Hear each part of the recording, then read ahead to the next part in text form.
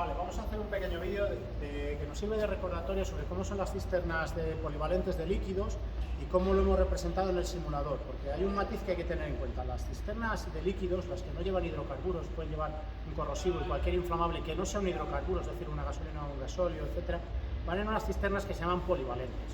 Y hay que tener claro que las cisternas polivalentes tienen una serie de matices, ¿vale? Y el primero de ellos es que los productos que llevan no llevan ni presión ni temperatura. Como norma general, las cisternas no van a llevar ni presión ni temperatura, solo la propia presión de vapor que pueda generar el líquido, pero siempre va a ser un pelín superior a la atmosférica, ¿vale? Entonces, como veis en la maqueta que tenemos aquí, la hemos representado con los productos que suele llevar, ¿vale? Y los tipos de valvulerías que tiene y características. Entonces, si nos vamos a las hojas que tenemos aquí en la pizarra, vamos a tener unas características principales. Y la primera es lo siguiente. Lo que hemos dicho, primero es que no llevan ni presión ni temperatura, ¿vale? Van a ir a la presión atmosférica y temperatura normal.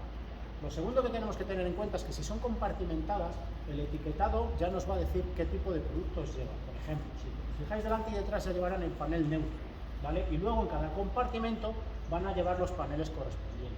Y esto es importante tenerlo en cuenta porque las bocas de hombre que lleven arriba no significa que lleve tantos compartimentos como bocas, sino que tiene tantas bocas para poder acceder y hacer inspecciones en tareas de mantenimiento. Pero la señal inequívoca de lo que nos va a decir cuántos compartimentos hay son los portaplacas que llevan, ¿de acuerdo? Entonces eso hay que tenerlo en cuenta y ahora lo vamos a ver en el simulador. Si os fijáis, en la parte de aquí abajo os ponemos un pequeño ejemplo.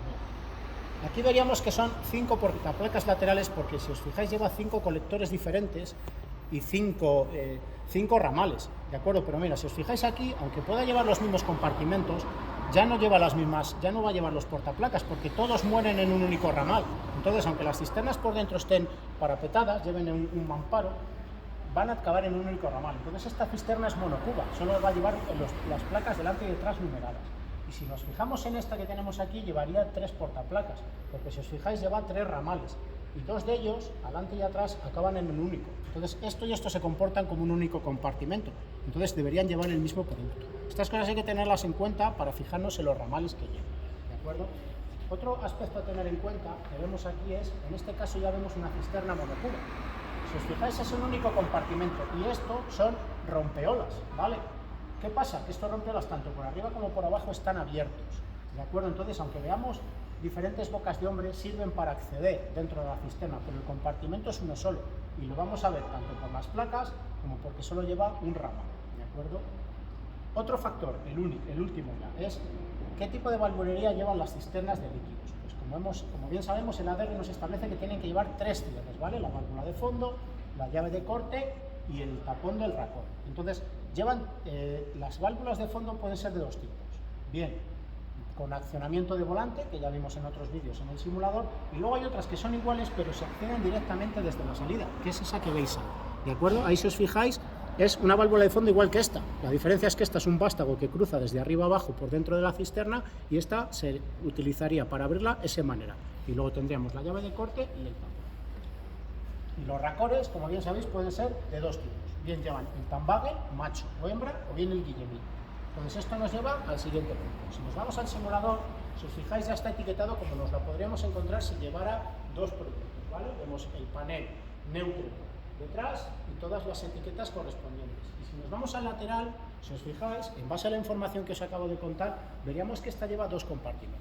Vemos que en este lado llevaría un inflamable, por lo tanto la salida la tendría en este caso detrás, no la puede llevar en un lateral, pero tendría su ramal correspondiente. Y si nos vamos al otro lado, si os fijáis aquí, en este compartimento llevaría un corrosivo, ¿vale? S80, 1791, ¿vale? Entonces, si os fijáis, si nos vamos a la parte de abajo, ya vemos que tiene su ramal específico. Y aquí lo que hemos es instalado lo que sería la válvula de fondo, la llave de corte y el racor. Como os acabo de comentar, las llaves de fondo pueden ser o accionadas con volante o como esa, que lleva el maneral, ¿vale? La voy a accionar para que la veáis.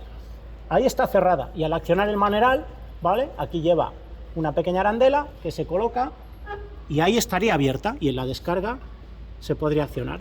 En el transporte lo que hacen es, ahí va cerrada. Luego tenemos la llave de corte, que lo mismo, va cerrada y cuando necesitan abrir, pues ahí la tienen. Y lo último, para establecer esos 3 cierres de ADR, ya sería el racor, ¿vale? Entonces ahí si os fijáis tiene el tapón y el racor. ¿Por qué un racor guillemín? Porque Normalmente, si una cisterna va a estar pensada para llevar todo producto corrosivo, toda la valvulería y partes técnicas va a ser en polipropileno, ¿vale? Porque Tamwagen no fabrica ni en solo fabrica en latón y en inoxidable, ¿vale? Entonces lo que hace el fabricante es instalar guilletes. Entonces son los dos tipos de cierre que nos podemos llevar. Y luego, como última novedad, ahí arriba lo que hemos hecho es poner una boca, una adaptación para que la boca de hombre sea manual, ¿de acuerdo?